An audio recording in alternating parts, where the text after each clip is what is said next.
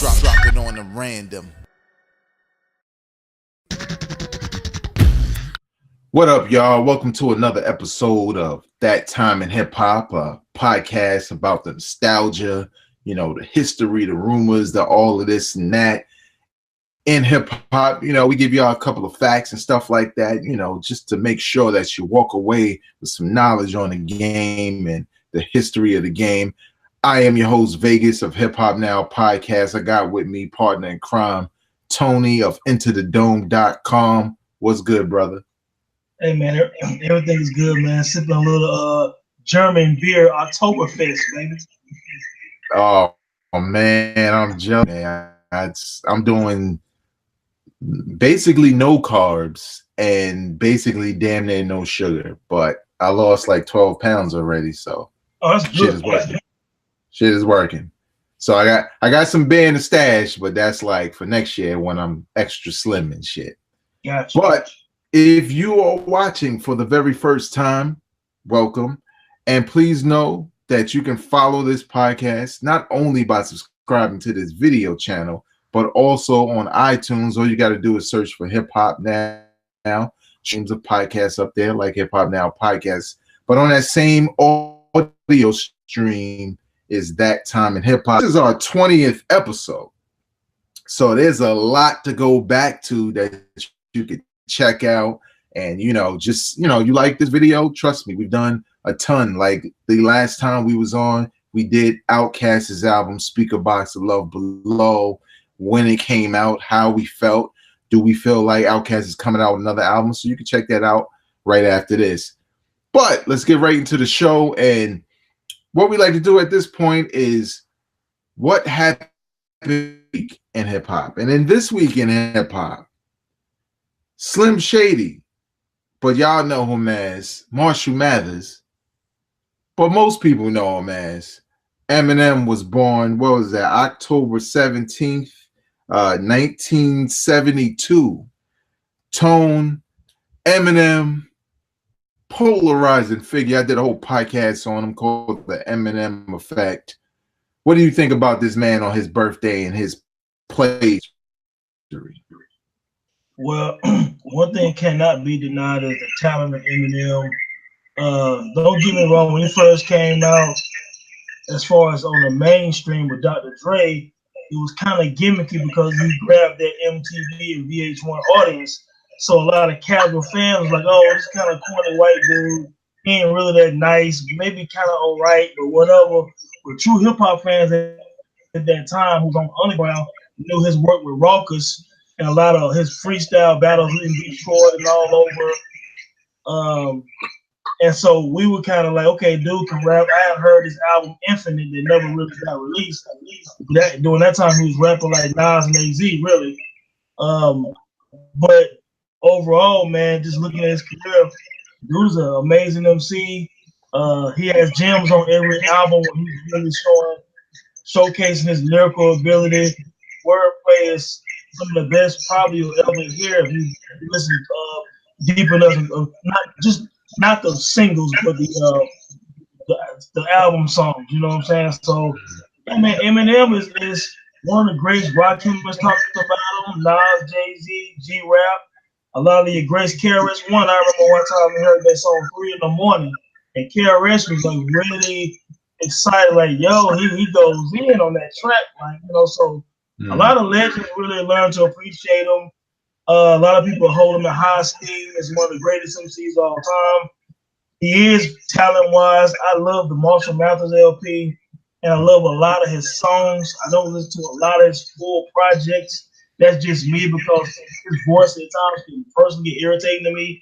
Mm-hmm. But as far as a rapper, please don't get it twisted, anyone listening. Eminem can rap neck and neck with pretty much anybody in the history of the culture, man. Dude is a gifted writer, storyteller. There's a lot of amazing skills, man. So big up to Eminem. He's a legend, man. I mean, the dude is polarizing. He'll always be, remembered as one of the greats. I mean, it doesn't hurt that he has a rock and roll type of following. But hip hop purists also have given him props, man. One of his biggest knocks problem is his production. He make a lot of his own beats, which is fine. But sometimes any MC who make beats and rhyme on his beats can kind of get redundant, like the J. Cole effect. Even DJ Quick early, DJ Quick to a degree. So, and some of Kanye. Sometimes you have to get someone else to come in and do some of your production. And I think if he did that more, he'd probably rank even higher. But man, he's one of the greatest. He's one of the top 20 MCs all time. Some people got him in their top 10, and I'm not mad at that. What do you think about Eminem overall, man? The dude legendary. Yeah, I agree with everything you said. You know, one of the reasons why I did the podcast on him being polarizing was because, you know, within the hip hop community, you know, his status is so debated because there's cats that love him, there's cats that respect him, and there's cats who don't see what the big deal is and think that his success and more importantly, his props that he gets has more to do with him being white and being good, being a dope MC. I think a lot of that side of the arguments get it twisted just because they don't like other things about him, like his voice or like some of the singles and this and that.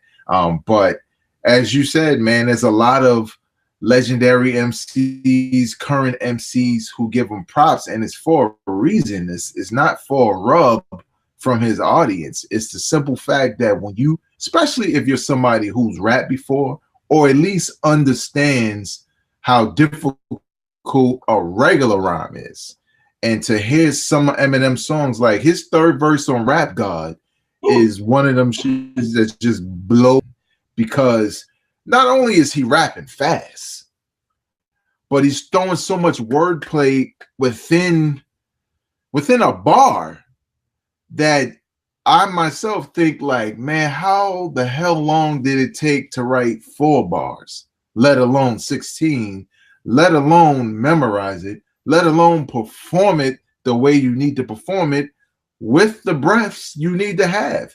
It's the same thing with Pun. Pun was incredible with the wordplay and the breath control. And that's kind of where Eminem's respect really lies. Not so much in the goofy singles and stuff like that. It was just more so for the new audience who gravitated toward him because he was like this. But, you know, you're also talking about a man who did everything to shun that side and to embrace his true hip-hop roots as a fan of the game, as a battle rapper who could still battle rap, even though that last record was trash. But nevertheless, I agree with you. He's one of the best MCs of all time. Real quick. Yeah. And just real quick for listeners, go back on YouTube, Rakim speaks on Eminem. Listen to what Rakim said about Eminem. Trust me on this. Any of you younger guys, you might not realize this, but Rakim has always been an enigma. He doesn't talk about other MCs much. He doesn't do interviews much. He's kind of like a hermit. He doesn't talk a lot. You know what I'm saying? So he was very forthcoming with talking about his respect for Eminem's pen game. This coming from Rakim. This coming from Miles Davis of hip hop. This coming from someone who literally helped shift the culture. So, you know, some things are opinions, some things are facts. Rakim said you can rap, you can rap. Sorry. You know, and so he can rap. Yeah, and like, you know, also like, you know, I've mentioned this 1,000 times on my podcast, but you know, this is also a dude that respects the game to the utmost. You know what I'm saying? Even to the point where, and I'll say it again, because none of your favorite rappers that have a lot of limelight are doing it or are willing to do it. But this dude will go and sell out stadiums and be in high profile interviews where typically, depending who you are, they would shut that shit down. But my bad, I didn't mean to curse. But he wears t-shirts of some of his favorite albums from the past, from artists that only true hip hop fans know, like Paris, like Naughty by Nature, like Onyx. You know, he just started wearing these t-shirts, and I know for a fact in certain interview, you know, environments, they don't want you to do shit like that. You know what I'm saying? Because somebody got to pay for it, and he probably doesn't want it blurred out because he like, Onyx's first album was my ish, It's a shirt I got on. Y'all need to work it out. That's a good look, because those cats who don't know hip hop like that, but maybe just got in through Eminem, they see that, they go and look, and then all of a sudden you got a new Onyx fan. So, and real quick, just to ride the coattail on that, I do appreciate this fact. See, some legendary MCs, they don't want to speak on people that came before them or who influenced them. For some reason, it might feel like, well, I'm not going to get a props because it take away from what I've done. But Eminem, on the DVD, the MC, I believe, on the extra credits, he was talking to Ice-T, and he was talking about how Tresh influenced him. He spit a whole Tresh verse, you know what I'm saying, on there, just showing love to Tresh. He's publicly talked about Tresh. He's publicly talked about Redman. Redman's influence on him, and he was excited when he finally got a chance to do a track with Redman. mm-hmm. You know what I'm saying? So he's talked about all of these guys who came before him, man, and I think that's big in hip hop, man. So happy birthday to Eminem, man, and I appreciate he doesn't make a mockery of the culture. He respects the culture. He's never tried to be something he's not. He came out rapping about after his album Infinite that was influenced by Nas and 18 all of them. When he really came into the Slim Shady persona, he rapped about being a white boy trailer trash. He wasn't trying to be the black dude on the block. He's never made no qualms about who he was. He's an honest MC, same way DMX is an honest MC, same way even Joe Budden is honest about who he is. And that's why I think the people that love him, they have just like people that love pop, you have a connection with what they've given you. So, man, big up to Eminem, man. Happy birthday to the legend. Yeah, no doubt. Happy birthday to Eminem. You know what I'm saying? One of the dopest to ever do it in the rap game. You know, you may not like some of the singles, but go and find some of them other tracks that are on the album, like White America and Before I Collapse, and all these records that are just dope hip hop records. And don't forget, if your song becomes a part of hip hop slang, you gotta be dope. So anytime you say Stan, remember where it came from, because it didn't come from the mother cats; it came from Eminem. But yo, let's get into the topic at hand. And if you've been paying attention, this episode is about that man back there. Now, Eminem had a long career. Tone, just tell him with Jay Electronica, we about to put him on. Tell him about that time in hip hop when it comes to this dude. Man, that time in hip hop, December the 16th, 2009. When Jay Electronica and Just Blaze released Exhibit C. Now, so just real quick, I had heard Jay Electronica before Exhibit C, because this is during the MySpace days. I hadn't cut my page off yet. Jay Electronica had that Act 1, Eternal Sunshine. It's like some 15, 16 minutes long song. And the reason why he got props because he took a movie score, no bass line and drums, and just rapped for like 15 minutes. And in that rap, depending on how the music went up and down, he would change his flow and his cadence and his mood. Like certain parts would rap faster, certain parts would rap slower, like he in deep thought and things of that nature. So it was very creative, and people started taking notice to him, but he was unknown. And then not far after that, Exhibit A was released by Just Blaze first. He caught some steam, but he was still very, very underground. When Exhibit C dropped later that year, it absolutely hit every mixtape, every underground hip hop radio station, radio show, and a lot of people who were just being turned on and were like, "Who was Jay Electronica?" You know what I'm saying? And he was from New Orleans. You know what I'm saying? Like, people at first heard him, they thought he was from New York City, one of the boroughs. No, he's from Magnolia Projects in New Orleans. You know what I'm saying? He a real deep South MC. You know what I'm saying? And I remember hearing it, and I was like, okay, it played through and said, he's dope. Let me listen to that again. I'm riding the car, I got my birthday CD. And after that second listen, I said, okay, I got it. I said, I need to hear something else because this might be something special right here. He had the voice, the flow, he messing with Just Blaze, so I know he got the production wrapped up. You know what I'm saying? Like you rocking with Just Blaze, you know, he always had the heat for Jay-Z, Dipset, you know, and so many other people. So I'm like, okay, we got something big there, man. So I was patiently waiting for a lot of follow-up, man. I mean, at that time, man, Nas, Jay-Z, Q-Tip, Buster, especially Diddy, it was like, yo, this guy right here, this is something different right here. You know what I'm saying? So that time I heard that, I was vaguely familiar with him from MySpace, and I was just like, I'm looking forward to big things because that was the first time in years I had kind of been blown away by MC. Like, you reminded me of when I heard Porn on Beware, or when I heard Most Def on a couple of early Respiration and things like that. I was like, I just knew it was something special, man. So, what about you? When you first heard Exhibit C, just sticking to that part of the show, what did you think when you heard Exhibit C? When I heard Exhibit C, I was kind of surprised because I had I think I told the story before. I had seen Mos Def at Carnegie Hall for a show that he was doing with Robert Glasper. This was before Robert Glasper won a Grammy for Black Radio. And you know, I think it was called like the Watermelon Quartet or something. Like it had some bugged out name. Gil Scott Heron was there. It was different. You know what I'm saying? But you know, I went to the show and I remember Mos Def was doing covers of records, and I was just kind of like, okay, well, whatever. You know, he did Ghostface. He even did Belle Biv DeVoe's Poison, and he actually sang it too. So don't get it twisted. But then he was like, I'm gonna do this song called Eternal Sunshine by this dude named Jay Electronica.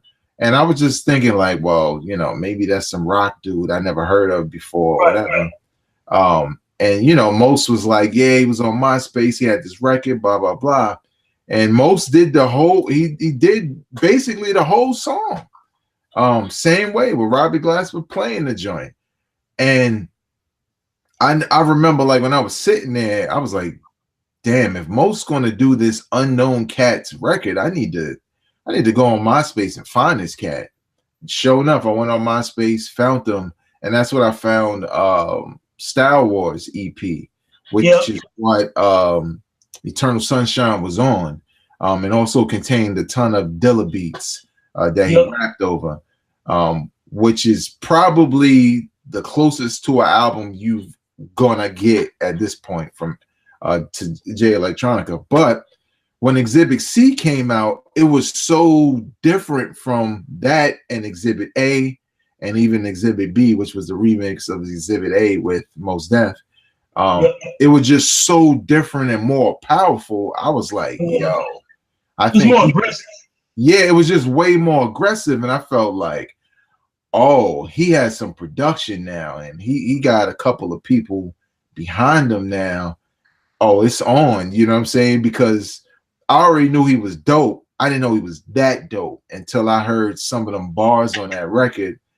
And I was just kind of like, you know, like you said, man, it's like when a new artist is big and they just kind of swarm the radio, they swarm every conversation, every thought, everybody's hype, everybody want to know who's doing production, what label, everything. And that's what it felt like, man. It felt like Get Rich or Die Trying, you know, when that was coming out. Felt like when Pac got out of jail and he was on death row, you was like, yo, where that album at?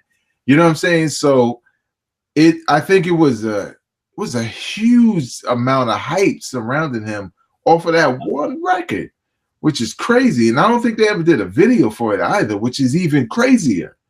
You know what I'm saying? Because what was that, 2009?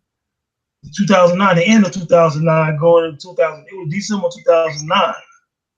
Yeah, because even around then, you know, videos still, you know, if you had a big single, you know, people typically was like, "Where's the video?" Because that was kind of like what would cap it off. But it never had a video, but it was still huge.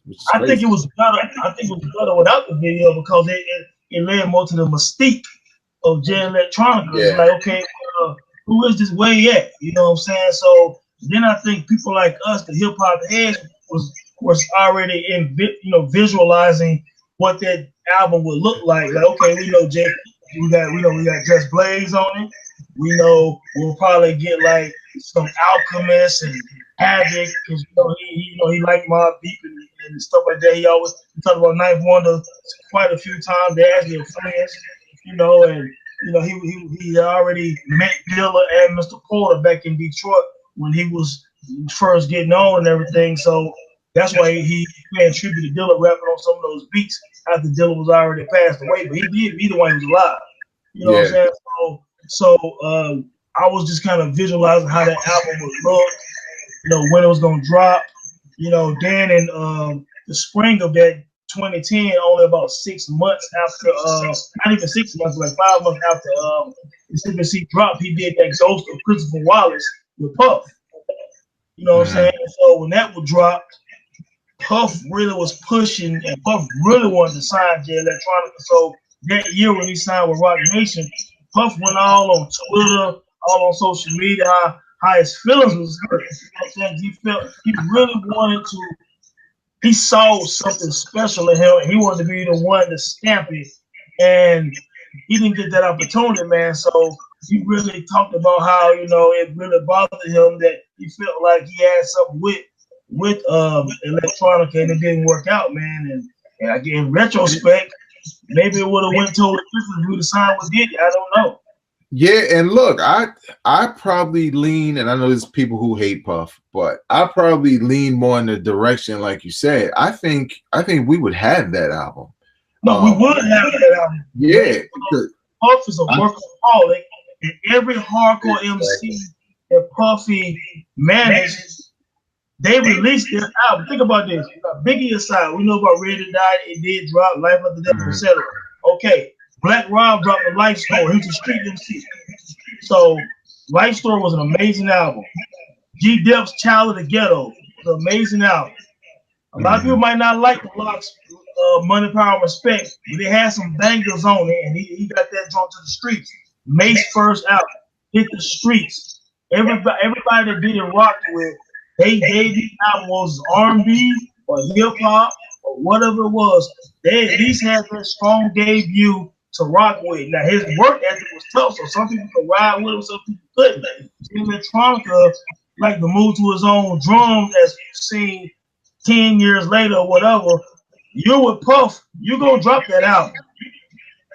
Yeah, and I feel like with Rock Nation, they were looking for like a specific rollout and timing, whereas Puff is more like the time is now. And he's probably going to take what you have and rework and add new songs and make something to put it out. Because when you like you said, when you mention all of those different artists, you can even go up until recent times. A lot of people don't know, like French Montana's on there. And when he signed New Edition, that album came out. When he signed MJG and 8Ball, that album came out. That album was slept on too. A lot of people slept on that joint. Even Machine Gun Kelly. Yeah, Machine Gun Kelly. Like he puts his artists out. You know what I'm saying? And Janelle Monae, that's her name. Whatever. I didn't even know she was on Bad Boy. She's on Bad Boy. A lot of people don't know that. But that's the thing. Like I feel like with Jay-Z's label, you saw it somewhat with J. Cole's rollout. You saw it with the rollout of the Locks, and I think they even have Lil' Kim on the roster. And like you don't see a lot of hype behind the rollout, and people can point to J. Cole, but some of that is J. Cole's doing musically. You know what I'm saying? So now he doesn't really need a big rollout because it's already put in. But like the Locks came out of nowhere, and I forgot they were even on Rock Nation, because Rock Nation doesn't really have an identity like Def Jam and I mean, like, look, Rhapsody. Like they put Rhapsody out, but it was really like a sideways kind of, this is the album, but something else might be. You know what I'm saying? So I kind of feel like with Jay Electronica, there was a lot of hype with the signing, but there wasn't a lot of hype with. Yeah, and you're right. And just real quick, the reason why I'm just giving this little segment some Puffy influence because Puff will put other big artists from his label on label makes albums to push it. So when you say something about Rock Nation and Rhapsody, just real quick, well, go ahead and throw Jay-Z on one song, man. Do a one and jump on a song to push that artist, man. Like, so for Puff gonna put you on there. So it's like when Rick Ross and his label, he was doing stuff with Styley or Meek Mill and Wale and he was jumping on the tracks. He was doing a lot of stuff, so he's pushing this person. So with Jay Electronica, it's kind of like even with like Rock Nation, they don't do a rollout. Jay Electronica kind of just sitting there. Maybe it's his own doing. Maybe Jay-Z will say, "I've been trying, man, because hey, I jumped on a remix of that We Made It." You know what I'm saying? I got on that Road to Perdition the year after that, 2014 to 2015. I'm doing these Brooklyn festivals. I'm bringing you out. You know what I'm saying? You come to certain locations and performing with me. I'm Jay-Z. You know what I'm saying? Young Guru and Just Blaze both have said that album is done. That his debut. Nobody heard it. So I mean, maybe he stalled his own career. Maybe he's afraid that the expectation is so high, like Dr. Dre and Detox, that I can't, please.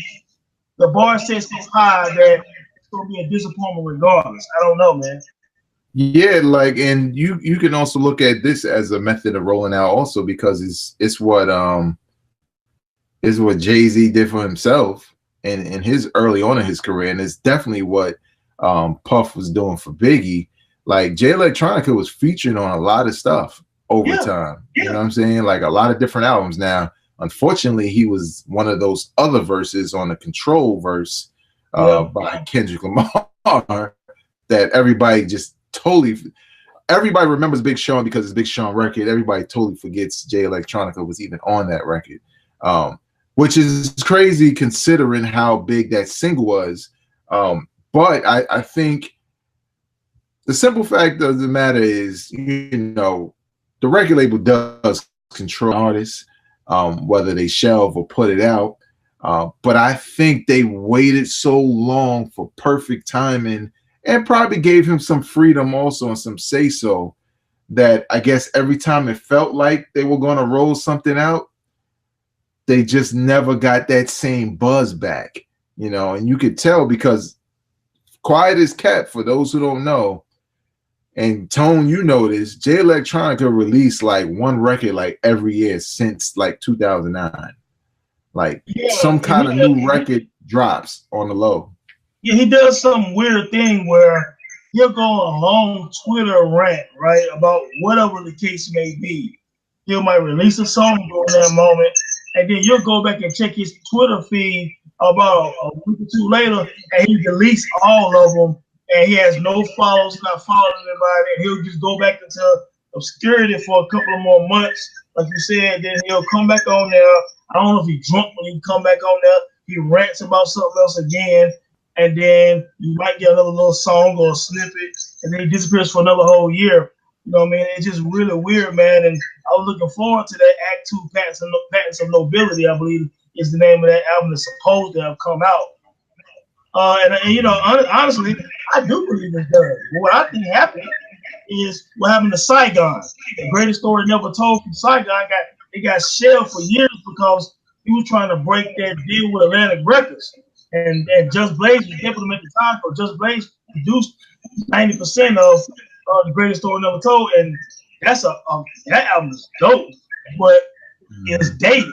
So by the time it dropped, it was dated already. But it was a great album. Papoose album, that American Dreams, he spelled it backwards. It got shelved for years. By the time it came out, it sounded dated. You know what I'm saying? So I think that with Jay Electronica, unfortunately, I believe that it would have been underwhelming because I think it would have sounded like 2007, 8, 9, whatever, in like 2015. The culture shifts every couple of years, man. You got to get on board, or you got to do something that sounds almost like the time, or you can do what you want to, but it's going to be an underground type of feel. Yeah, and when you think about around that time, and all these albums didn't come out necessarily in 2009, but they were all in and around it as far as being like the major albums that was out, like Lupe's first album, you know what I'm saying, was out somewhere in and around 2009. Or maybe I was just listening. Saigon finally came out. Jay-Z was back. You know what I'm saying? And Raekwon, you know, Only Built for Cuban Links 2, Hip Hop is Dead. Like all these, there was a particular sound of hip hop at that point that Jay Electronica fit into perfectly. You know what I'm saying? And I feel like because they waited so long, and you got Drake, and you got Kendrick taking over, and you got J. Cole, and you got all these new cats and different sounds, and like you didn't really even have mumble rap back then. You know what I'm saying? And that was what, almost 10 years ago. You didn't really have it dominating the radio the way it is now. So it's like even Jay Electronica's rhyming style is like old school. It will sound dated. You know what I'm saying? Because of the sound of today. It's not as aggressive, and it's unfortunate. Now, to kind of go back a little bit to when Exhibit C dropped, I know one thing I felt when I heard that record and the hype behind it, you know, and think about how crazy this sounds in 2018 with how people complain about the radio. People were saying that hip hop was back. Now, I just told you some of the dudes who are true hip hop artists who were out at the time, but I think what it was the fact that he was new and he was refreshing, and he felt like he came from that Rakim, Nas lineage, and it was dope because he wasn't from New York City, so it kind of made it even better. You know what I'm saying? And it's just one of the, if not the greatest dropped in the history of the hip-hop game as far as rollout. I've never seen anything like it, Tone. I've never seen somebody have that kind of buzz off a single, and what, almost 10 years later we still don't have the official from Jay Electronica. Yeah, it's crazy, and the fact you said that, I like to go ahead and say that on IntoTheDome.com, I have an article about Jay Electronica called "The Limb Bias of Hip Hop," and what I meant by that, please, you guys go check that on the website. What I meant by that, no disrespect to the legacy of Limb Bias, and rest in peace to him, and prayers to his family still, because you know you never get over that hurt. But what I meant by that comparison was Limb Bias got picked by the Celtics as the best player in college that year, and we never got a chance to see him play against Jordan as a pro, to play against Dominique and Dr. J and all these people. And from a lot of other legends, they said that he was just as good or better than all those guys. So for Jay Electronica, the ball has been dropped, and to me, it's like his career died before it started. And now we didn't get a chance to see him drop 3 or 4 albums and compete with J. Cole and Kendrick and all these young guys now. And he's been past that with his skills, compete against the past. Because a lot of times you compete against the past also. But can he drop it in the doubt? Can he drop it in the doubt? Can he drop it's dark and hell is hot? I mean, I was under the impression that he could do it because not only was Exhibit C amazing, but all of the songs that I've heard about 20 to 30 songs from Jay Electronica just on YouTube that's unreleased. You know, he has a lot of songs on there, you know what I mean? And the lyrical ability, the wordplay, the depth of his rhymes. I mean, he really has something special. I was just listening to a few today, man. And I was just like, wow. Just mean YouTube, anybody listen, YouTube Jay Electronica songs, listen to this man rap. I mean, the ball was dropped tremendously. You know, it's one of those situations, babe, where sometimes the light goes out. You can't turn it back on. Yeah.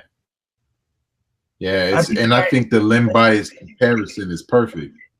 Wait, what'd you say? I said, yeah, I think that, you know, there is a point where you really can't go back, in my opinion. You know what I'm saying? And I think it's unfortunate that we missed out. And I don't even know if he cared. You know what I'm saying? Because he comes in and out. He he act like he don't love it. He's someone who loves the culture. They're gonna release the music. I think that he's just one of those gifted guys. He's like the dude out there playing ball, street ball. He do it because he's just that gifted and he's out there balling and having fun. But if he actually took it serious, he'd be in the pros right now. You know what I'm saying? Yeah. Jay Electronica can just rap, and it's easy for him. You know what I'm saying? But he went off. He got a baby by Erica Badu. Then he moves off to Europe. He comes back. He moves. He's Africa somewhere. In Asia somewhere. He starts, I guess, dating this Rothschild lady. Them investors and all this stuff was a weird situation. And then he disappears again. Then he tweets some craziness again, and he disappears again. And I'm like, it's really like a roller coaster of craziness with Jay Electronica, man. And unfortunately, for us real fans, we're never going to get a chance to see what his career could have been. I don't care if he drop a 5 mic classic right now. That'd be great for us to listen to. But his career will never be what we thought it could be because that would have started back in 2010. Yeah, and when you think about it, again, people, you're talking about a dude who had tremendous buzz and respect from the door, and he's never released a debut album. You know what I'm saying? You really have to piecemeal his career based off of singles and freestyles and verses here and there in order to have a body of work, which is kind of unheard of. It's kind of like he's a SoundCloud rapper just with more clout. You know what I'm saying? Like he doesn't seem like an artist who has a major record deal when you never released not even one album. It'd be different if you had one and we was waiting for that other shoe to drop for a second album, but not even one. Now, what I think may happen, and it could happen for a number of reasons, because this Jay Electronica popping his head out every 5 minutes makes me think that they're still looking for that momentum. Because when that Eminem thing went down, he seemed so gun-ho to get involved, and people were like, what? Like, man, we're still waiting for your album. Yeah. I think it backfired. You know what I'm saying? That was the first thing that I said. I saw him basically talking greasy like you want to challenge Eminem. I'm like, look, I don't care about you better than Eminem. I want to hear that Patents and Nobility, man. I want to hear that album. I don't care about it. Yeah, and see, this is the thing. I think this is the fate, unfortunately, I think he's going to have is he'll probably get dropped from Rock Nation, and unless they just happen to have Illmatic 2 waiting, and that's the reason why they don't want to drop him. But I could see him getting dropped from the label, and I could see that album either coming out from the label, getting leaked, or whatever the case, and probably eventually getting music, but not on the same scale, if you get it at all.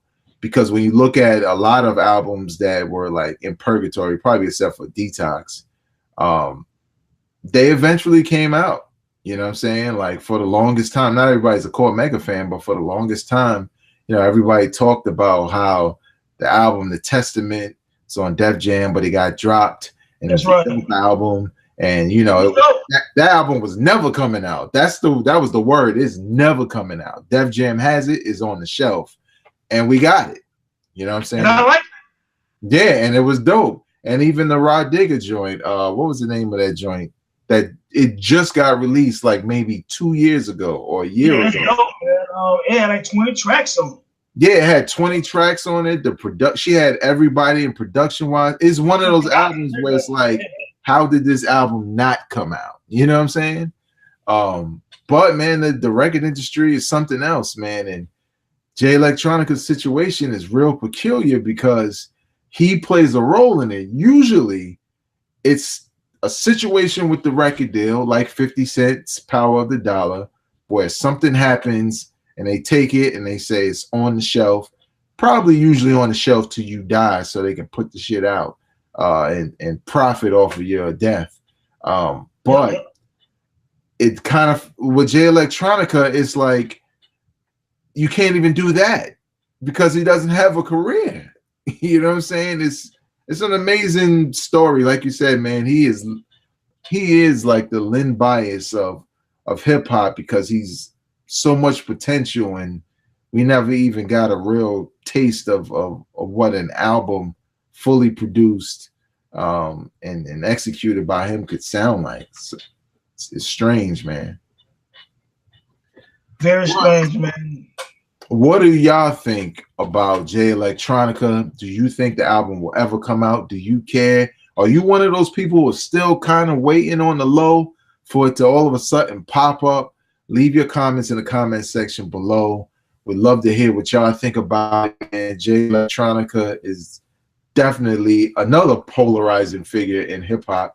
Also, in the description, you will have the link. You can check it out to Tony's article about Jay Electronica, so you can read on that, and you can go check out all the videos, hear the songs, and you can feel like us, like, damn, what happened? You know what I'm saying? But we get to the point in the show where we like to recommend to you an album that you should go back and listen to.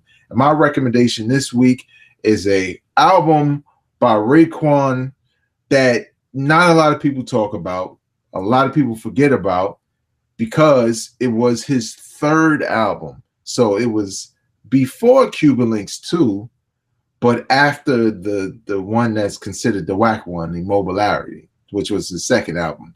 It's called The Lex Diamond Story. Now, initially, I had kind of written him off when that second album came out because the Woo was kind of like going like this anyway until Ghostface kind of brought him up from Hard Times. And I was kind of disappointed that Raekwon, after Only Built for Cuban Links, you know, had put out that album that wasn't that good.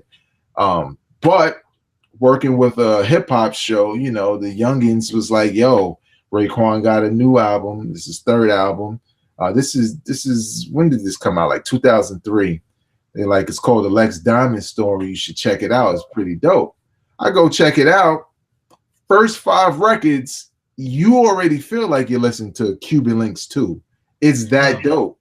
And as you go on, there's definitely some skippable tracks on there. I'm not even gonna front like it's all good. There's a lot of skits on there. It's about 19 or 20 total as far as tracks between the songs and the skits.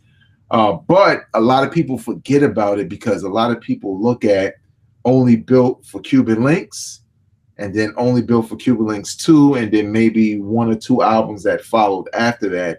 But they tend to clump the Lex Diamond Story with his sophomore album, which was whack.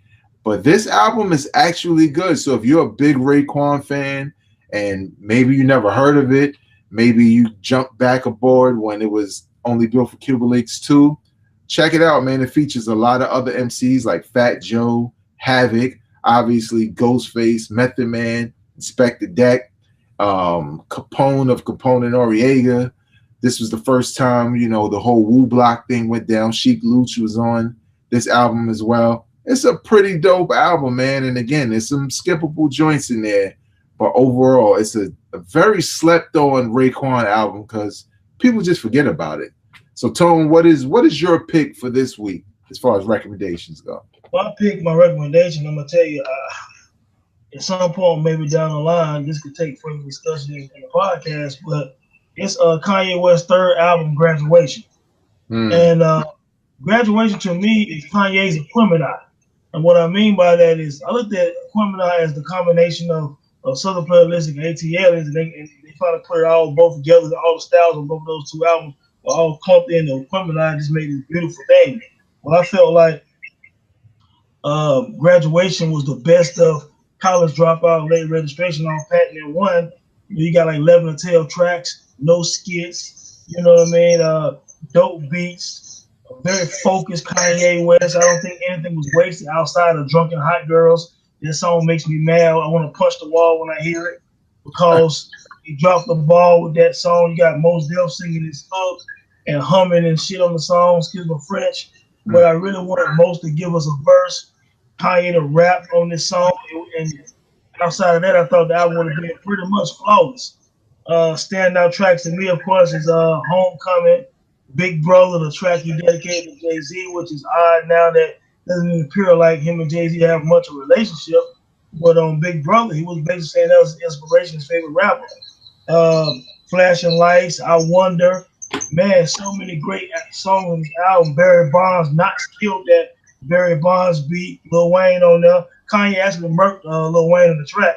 Um, yeah, man, Can't Tell Me Nothing. Then I Can't Tell Nothing remix was built with Jeezy on it. It's not on the album, but I mean, I just thought that Kanye was at the peak of his powers on Graduation, and it's a great album, man. So I think I'm gonna listen to it some this week.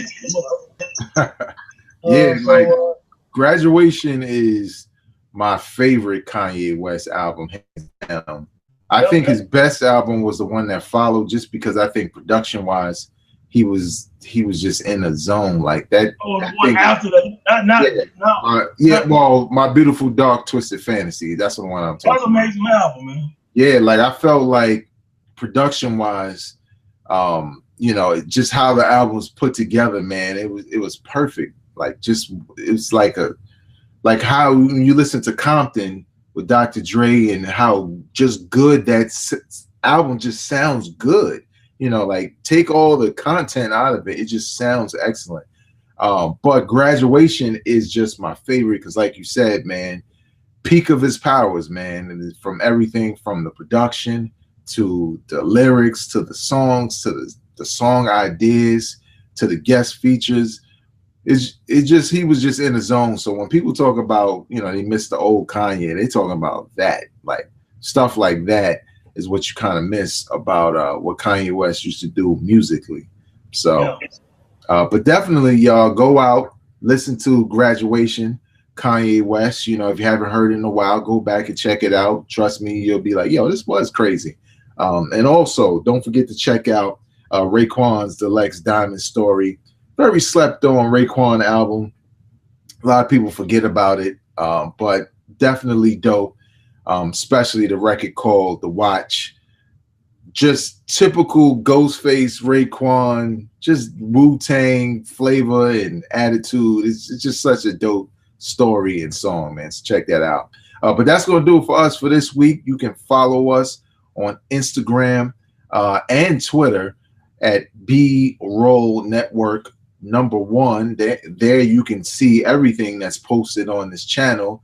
But you can subscribe, you can like, leave a comment so we know what's up as far as this show.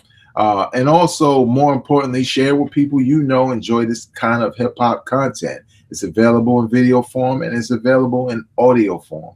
And in audio form, it's on everything from iTunes to Stitcher Radio to Spreaker and all of that. All you have to do is search for is Hip Hop Now. On behalf of myself, Vegas of Hip Hop Now Podcast, and Tony of IntoTheDome.com. Until next time, y'all, go out and support hip hop music. Peace. Peace. Drop it on the random.